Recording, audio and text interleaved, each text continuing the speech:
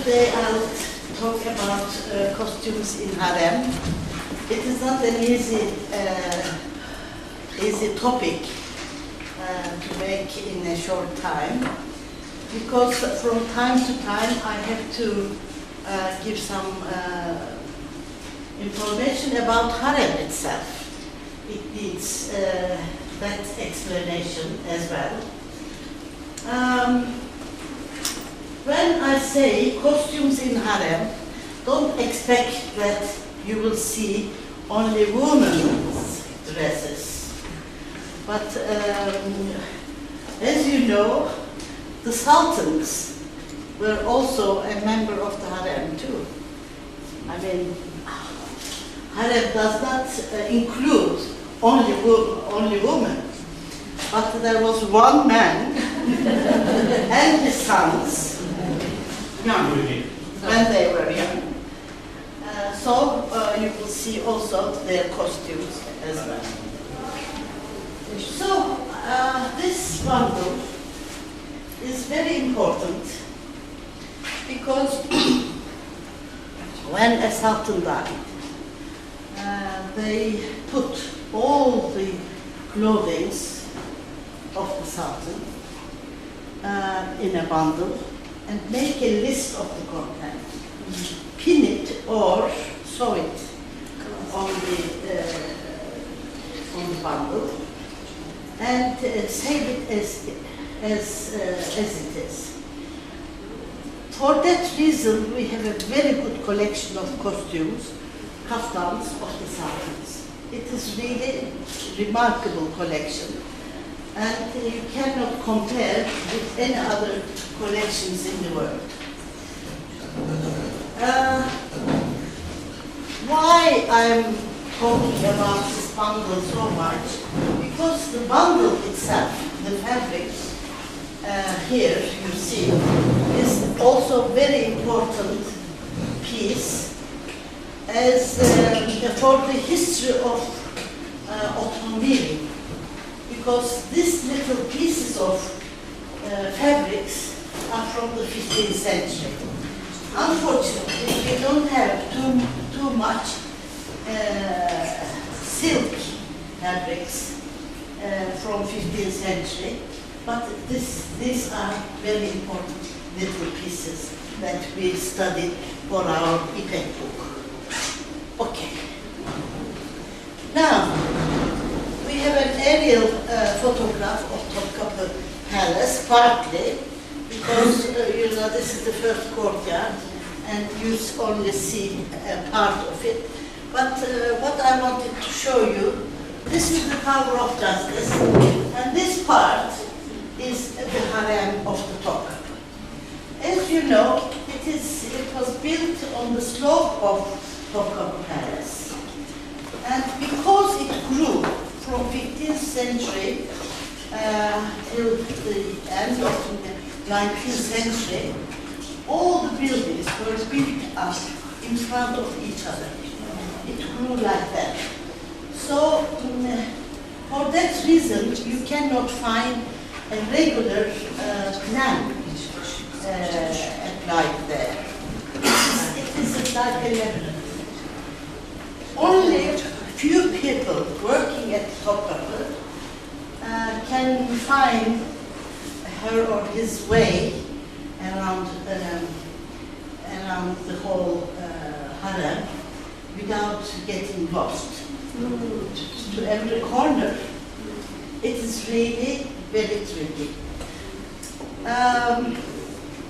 I was almost grew up wandering around the Topkapı harem, but I never liked or wished to have lived there. In fact, the harem of Topkapı is not very different from a Turkish house. If you look at the individually, if you look at the rooms, they are Turkish rooms, where you can find very similar rooms all around Anatolia or in the Ottoman world. They are very basic, But if you look at the details, to the decorations, if you look at the decorations, you can find beauties. When you go around the Topkapı Harem, you may be disappointed a little bit, because it is very simple, it is very basic, but you have to use your imagination.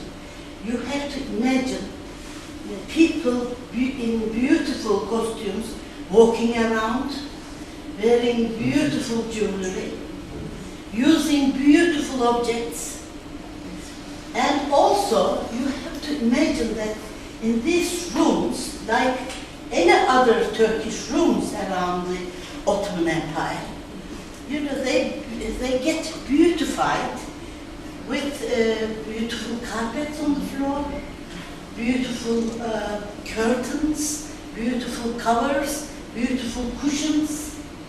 Now they are so bare.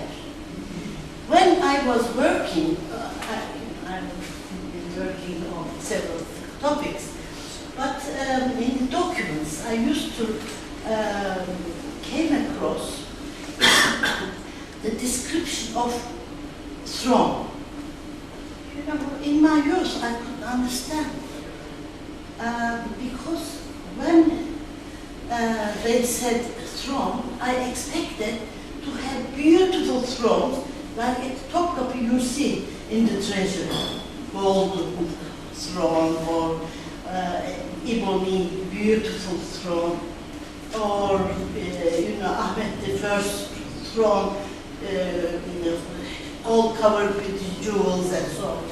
No, they mention, they give some descriptions that they are not elaborate, beautiful thrones at all. But now, then I understood why. Because they were mentioning, for instance, öndeyer var they were mentioning, for instance, some thrones in the gardens, garden pavilions. I understood that they were very simple wooden structures, but they were there. Because they were not frequently used, they were very bare, very basic wooden structures.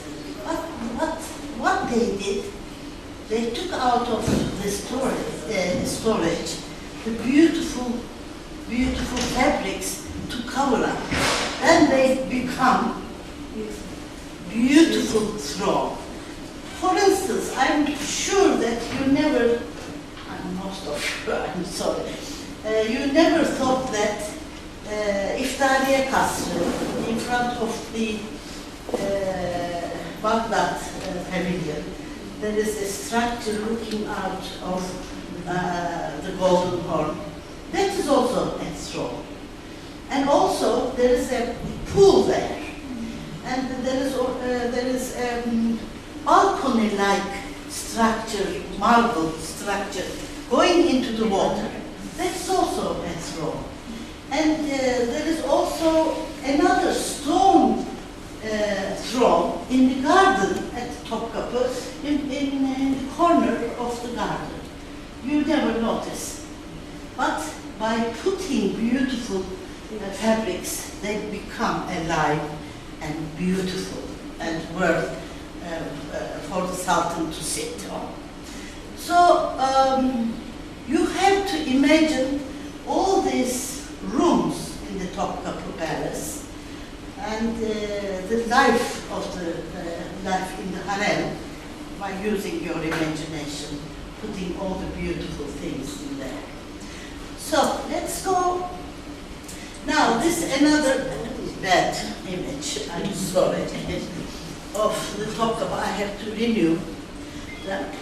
Here we have the Tower of Justice, and beyond here is the second courtyard, third courtyard. This is the throne room. Here is the way up here. The Sultan, when after getting onto the throne, they go to Eyüp, visit the sun, and they come back to Topkapı on horseback. They go up all this way. The ladder is for the horse steps. What I call it horse stairs. It is not very high, but it is for the horse's pace. Okay. Here is what is this is so. It is really haphazard buildings. So some people, you know, foreigners especially, I generally, when I'm talking about the harem, in my youth, I used to take people to the harem, give tours, not anymore. I get too tired. But I used to take my friends, guests, to the top of the Tower of Justice, because you see the harem so well, and you understand the structure of the harem. And my foreign visitors, the guests, they always thought that these were small minarets. Of course they are not. They are chimneys. Chimneys. Yes, chimneys. Because so many big structures, buildings were made in front of each other, that they needed high chimneys like these. And also, look at these windows. Because in front of this building, for instance, they built this part, then they needed some light. So they opened up these top windows. You can find many. From the tower, you can see also the domes of many baths. You can see with their small glasses, round glasses. And you would really enjoy seeing so many baths all around the harem. Anyway, let's go. Look at this Turkish room. It is really a very basic, typical Turkish room. And here we have all the courtiers. And you see the baby coming, it is the birth scene. Oh. Do you see it, baby? Coming like this. Coming out. And here is the cradle.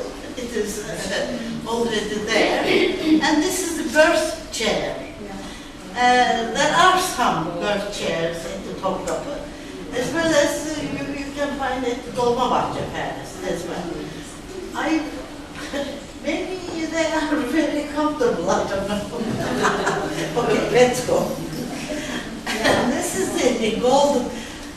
Now you will understand much better. If you put it in the harem, then harem gets much more beautiful. This is so important because for every child a cradle was prepared. And this is the golden, this is a wooden, of course it's a wooden cradle, but covered up with gold gilded metal and embellished with jewels. Okay, let's go. Now, mashallah. Now, mashallah, because the prince will go to school and will carry his Quran.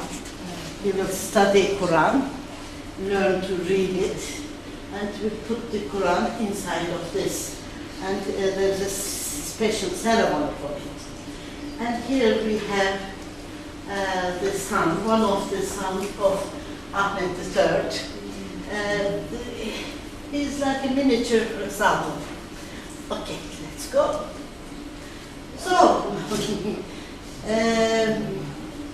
so you will also imagine you know, in the bare corridors of the Harem, Sultan going around with its aigrettes, beautiful aigretted turbans like these. Okay, let's go. And this helmet was so much impact in Europe. They copied the form of this helmet in Europe. Yes, you have to read my last book to see. I was amazed.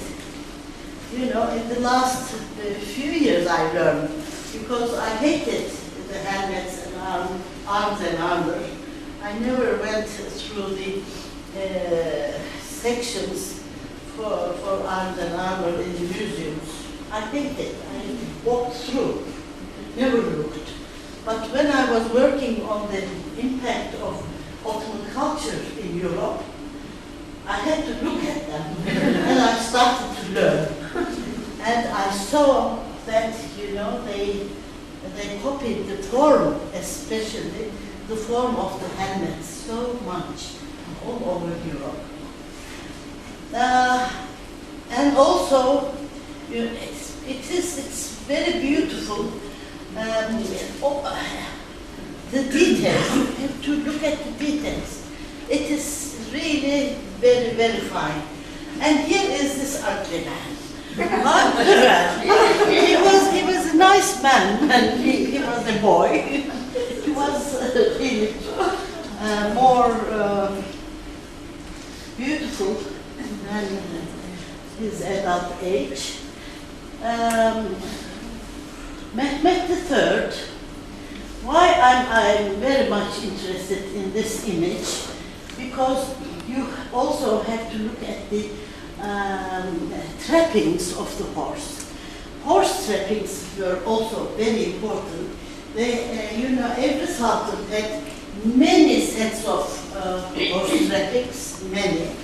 And for every other occasion, they used the different type of trappings. And also, the grand viziers and viziers, they also had different level, in different values. They used horse trappings. So they were very important. And now, look at this baggy trousers.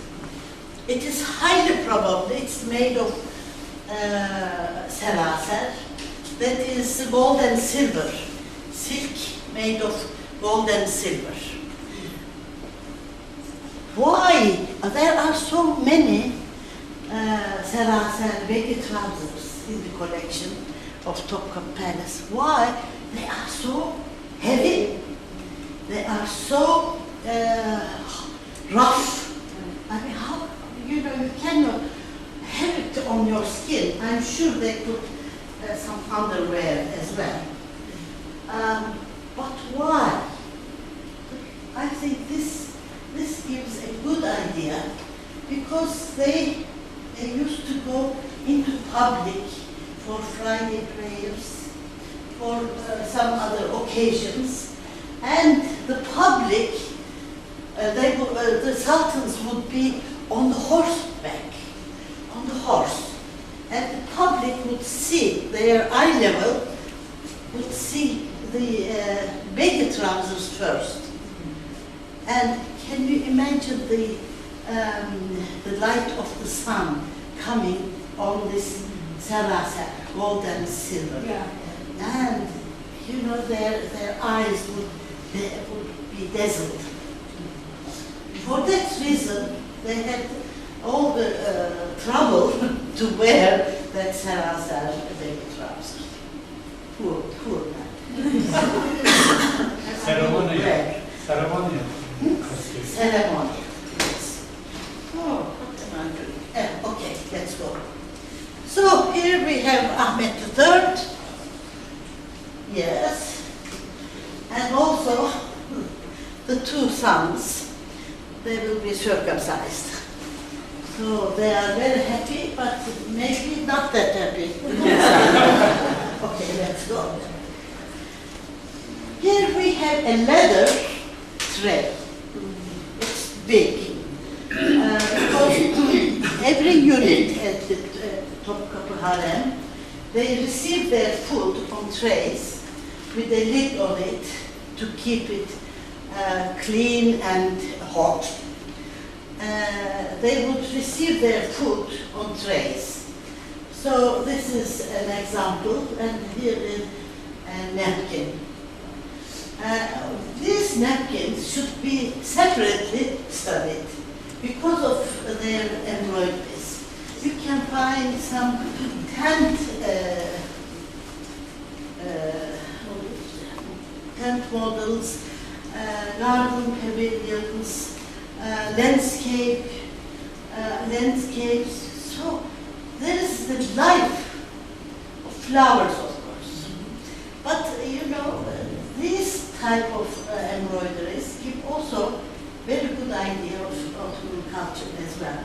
They should be separately studied. Okay, let's go. So you have also imagined that in the harem, these were being used. Look at the beauties. Yes, okay, let's go. And hammam tradition. There are so many. I've forgotten how many hammams. Maybe 60, maybe 40, 60 hammams in the harem. And I believe, if I don't remember wrong, but there are about 400 rooms in the harem. Look at the woman and the child climbing up like a monkey. There are very nice little details. You know, when you look at them, you have to look at them closely. You see a lot of amusing details. Okay, let's go. This is a Selçukid tile from Kubatavad, from a Selçukid palace. And you see the headgear of a woman. But in other miniature paintings from the 13th century, Selçukid miniature paintings, we see the women with their braids coming down, and you see their hair. Only the old women are covered, but not the young ones. And you know,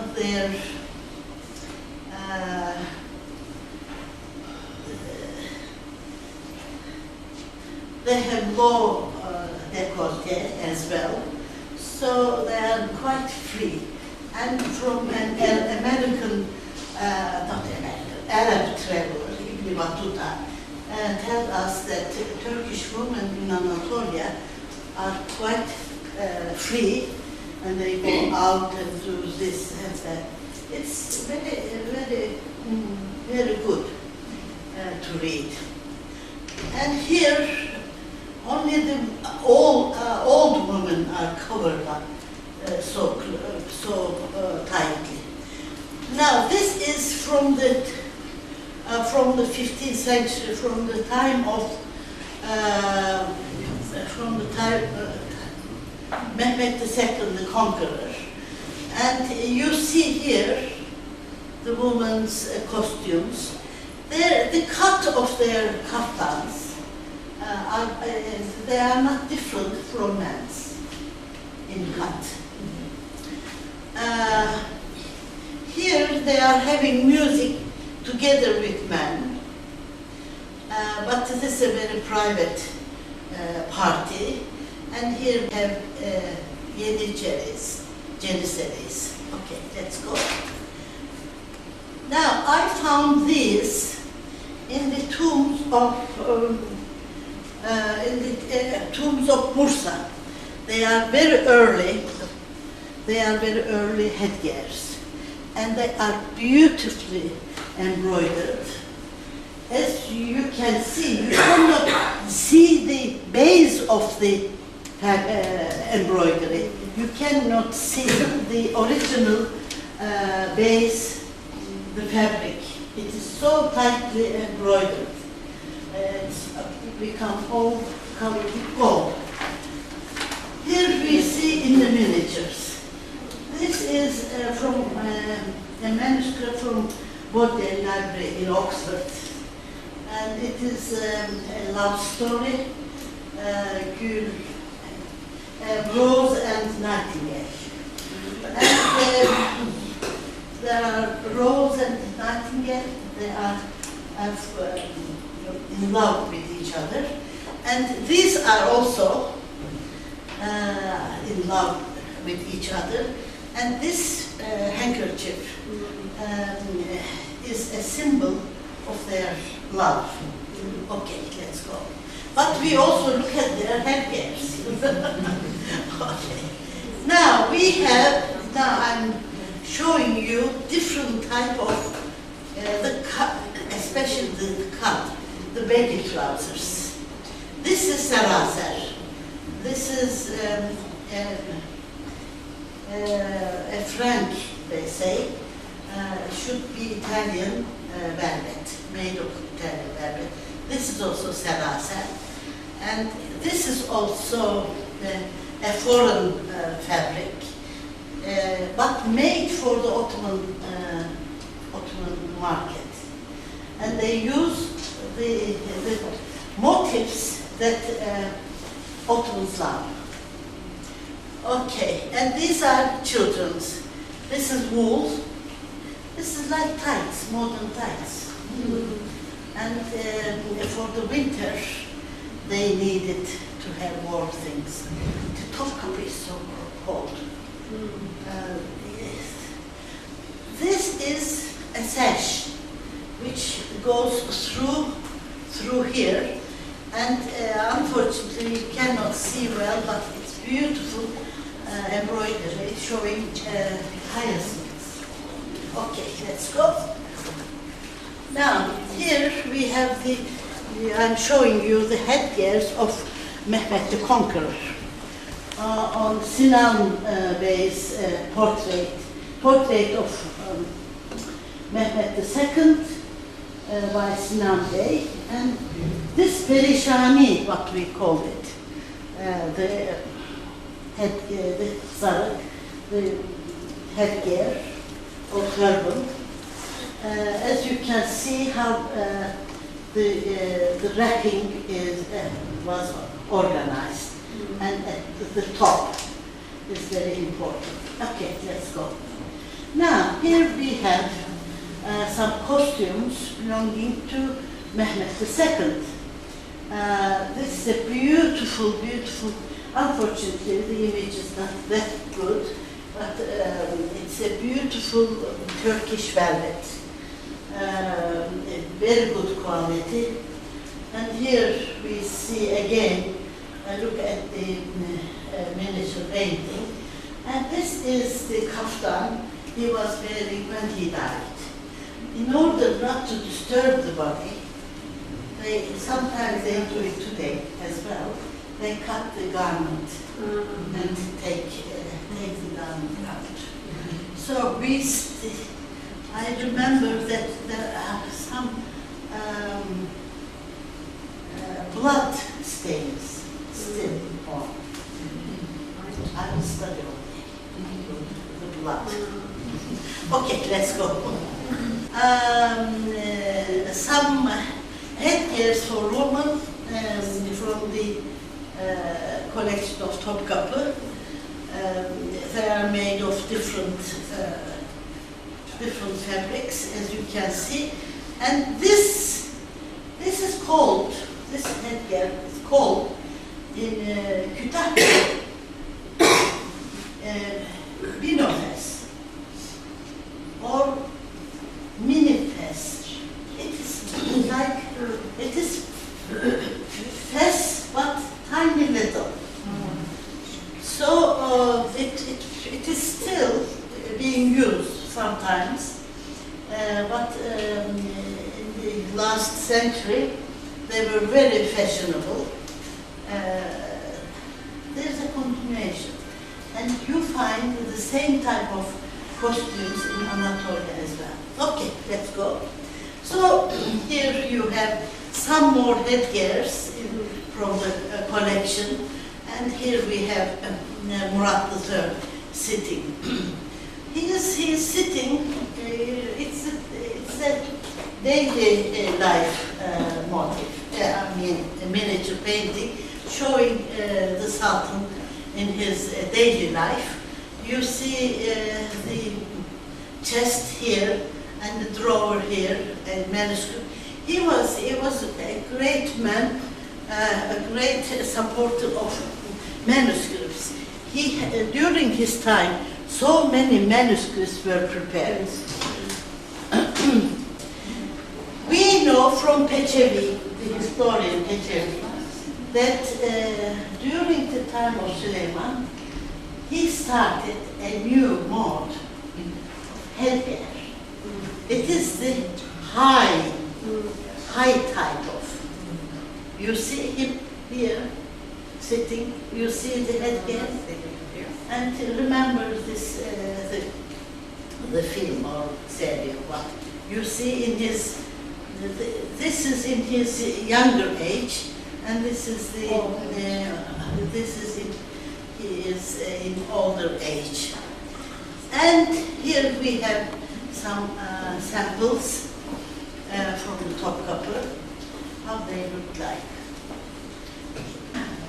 Here you see some costumes made of satin, atlas, and these are pressed motifs here, and these are all quilted. They are like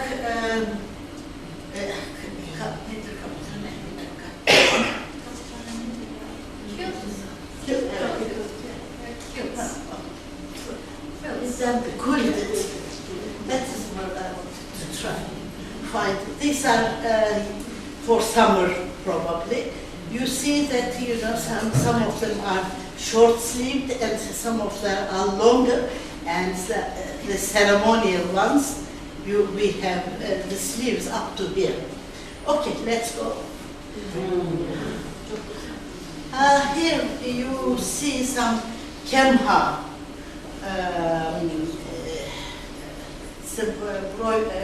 embroidery type of kaftans made of embroidery. Here you see how they are. Sometimes they are lined with fur, and you never find a fur on the outside, but they are all lined in, and they keep really very warm. And you see the cut of kaftans. You know, it is true for Arab world, for many Asian culture. You never have this type of arm. We never had. They are straight. And this is also a fact is forgotten in order to show you how the cut was. And also the frogging, so important. They use the same thread used for the weaving. They use the same thread, same colored thread to weave the frogging. For every kaftan, they are different and beautiful. These details are so beautiful. And also, they have the buttons, also woven. I found this very similar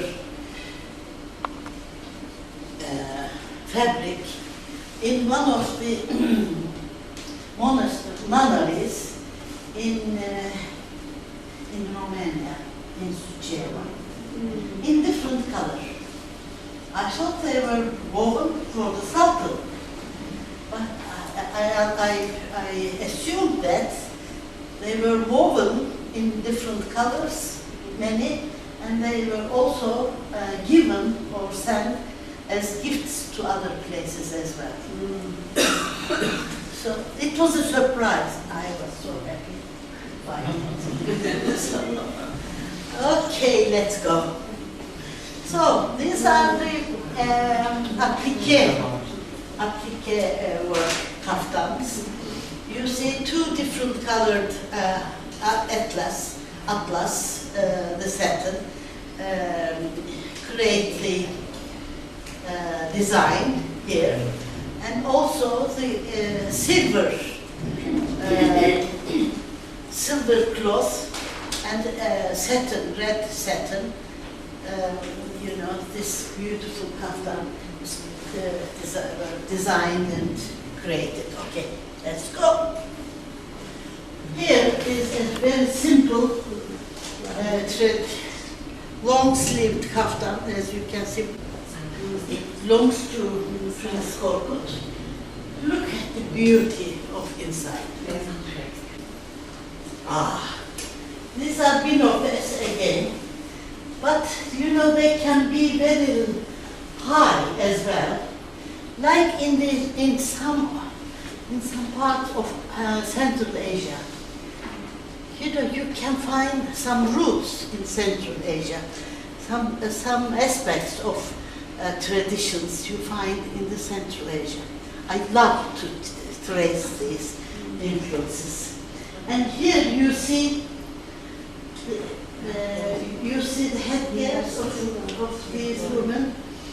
And I found these tantura, they are called. And I found these tanturas in the storage of British Museum. And British Museum, it's not on view. There are also, you can also find these in Syria as well. But, it is Ottoman, and this is in Istanbul. A miniature painting showing this woman in Istanbul. Okay, let's go.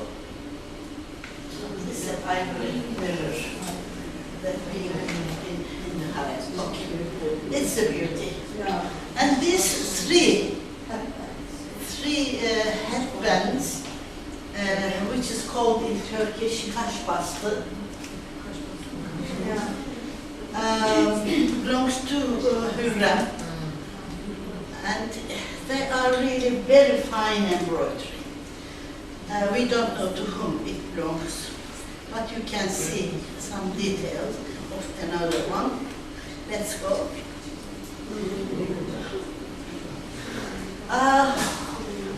Maybe some 40 or 45 years ago I took these slides.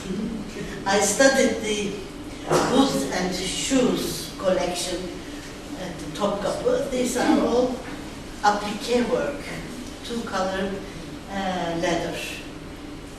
So this is very early, as you can see, early 16th century. Girls or boys, they did not differ. And here we have another one, tiny little, wonderful, right? They are a smaller version of their fathers or mothers. Okay, let's go. And they are so beautiful. And this tiny little label is very important because in there it says, why didn't you choose a brighter color? It is not suitable for a child.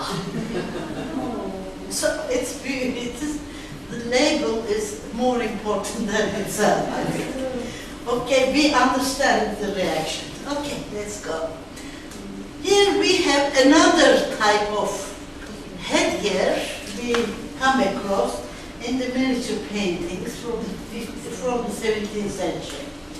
And here you see, you know, when I was looking at these, this is from Teşner album, this is the 17th century, I never could imagine that they could reflect a sort of reality.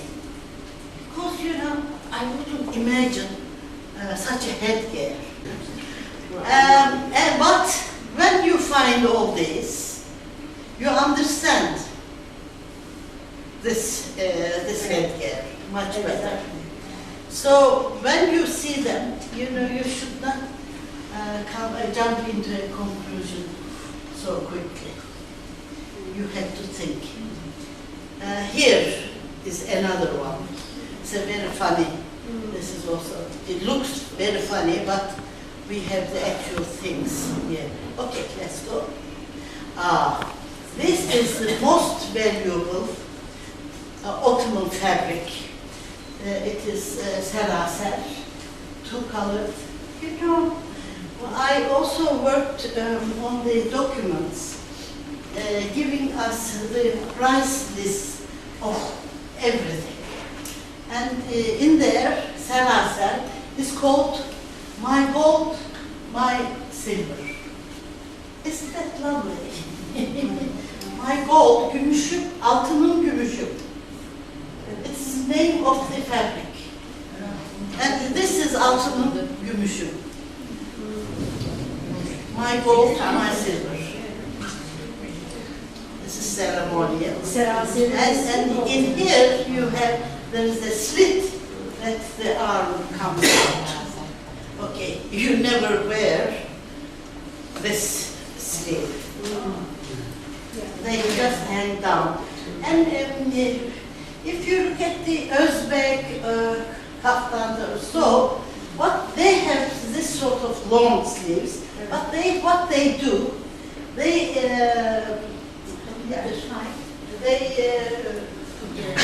stitch to each other like this, and they hang like that. But we have, they hang down loose, like you see in here. Okay. Slit. These are, of course, the masterpieces of weaving. Why? Why? Because how many colors, you know, so many different colors were used. Also, the vertical repeat of the motif and the horizontal repeat of the motif is so high, it is almost as the height and the length is as high as the kaftan. But how they managed to make it so that when you close the two fronts, they complete to each other. It's also, from that point of view, they are also very beautiful. Okay, let's go. When we were working on IPEC, some of the kaftans, we thought they were autumn. But I had one in my team, I had an American friend who took some weaving courses. And because we also bought a microscope to study the structure of the silk. So she studied the structure, and we found out that these were all, especially this, they were Italian rabbits. But these were made for the Ottoman market. Okay, let's go. You know, it is fur, but you know they also made some designs, applique work for the fur linings as well, as you can see in here. And here we have the three sons of Ahmed III in their fur coats. Okay, let's go. Now we are in the 18th century. These are by Levny. As you can see, these are outer costumes. And here we have a 19th century. Look how similar they are. you know, in the 19th century, they still were wearing the same type of thing. Okay. Now, we have again Levni figures. This is üç etek, and look at the sleeves, and look at this here. It is the same, and this lady is from Kütahya. Yes. Is it Tepebaş? Yes. It is Tepebaş. It's exactly the same form. It continued. Yes, let's go. Here we have Selim III, and here from his childhood, his underwear. Okay, let's go. And, you know, I'm sorry. You know, I should have asked their permission to show. But here you have the underwear. Okay, let's go. And some more very late ladies' costumes from the Topkapı collection. Let's go. And here we have, this is from Topkapı collection, and these paintings are from Dolmabahçe Palace collection. It's exactly the same from you find in Kütahya costumes, and it is called süpürgeli üç etek. And here we have, it is by Abdülmecid Efendi, the last caliph was a painter, and he painted a portrait of Princess.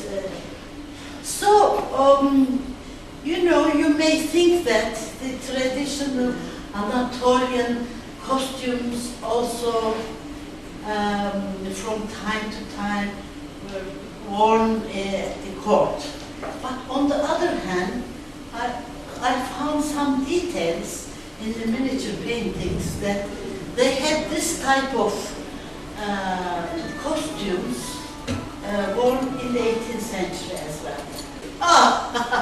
So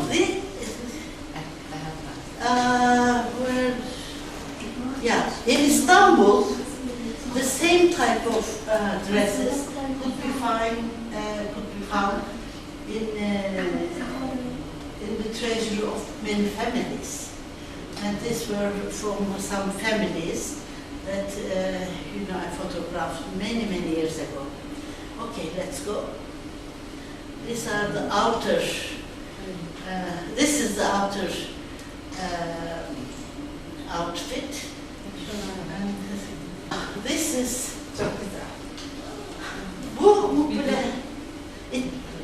she gave it to me, and it was stolen from me. This way. I feel so angry. What is very interesting about this was the bridal little veil, but she told me that it was used as hekim örtüsü. The doctor's cover. Because the doctor wouldn't examine a female member of the family, and they put it on the body of the female. And from there, he examined the body. So it's called hekim örtüsü. And it just told me. I feel so sorry. And this poet, Nigar Hanım, also lived in the court. I feel that, you know, it also reflects an outfit of a female costume from the court. Okay. Now, during the time of Mahmud II, you know, fes was adopted, And Abdul Aziz had a special type of dress that was called Aziziye. And here you see. Okay, let's go. So the costumes of the sultans became very westernized, as you can see in here. Okay. And here, I'm sorry. And this is, I think, this is last view. Thank you very much for